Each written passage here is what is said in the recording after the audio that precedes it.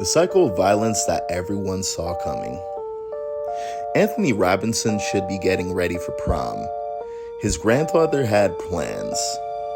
Rent a tux, rent a car, take some pictures, and make some memories. But instead of celebrating, his family is planning a funeral. Another young life lost. Another community mourning. Another act of senseless violence that everyone saw coming. And no one stopped.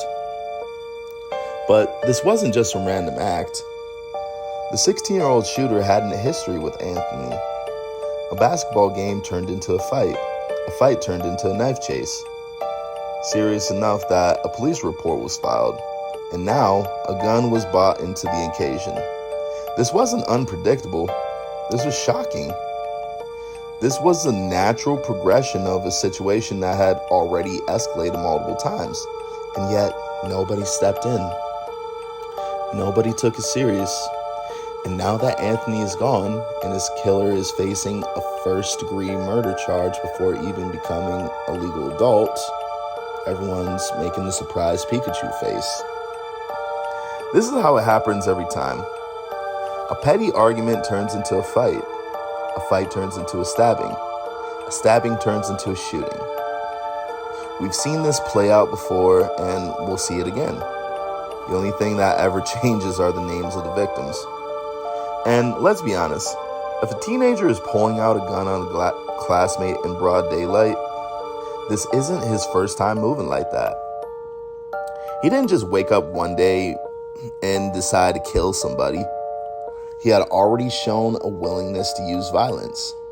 A knife chase, that's an attempted murder in any other context, but instead of being removed from the situation, he was left to walk free until he finished the job. And that's a problem. These situations don't just come out of nowhere.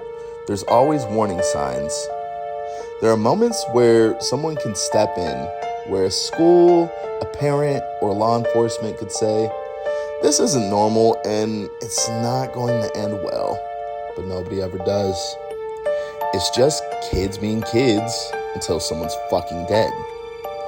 Now we're getting to the same routine. The school district releases its statements, thoughts and prayers, counselors available, coming together as a community, but that's all just lip service. None of that stopped Anthony from dying. None of that stopped the shooter from throwing his life away at 16. And none of this will stop the next one. The real question is, how many more times are we going to watch this happen before we start addressing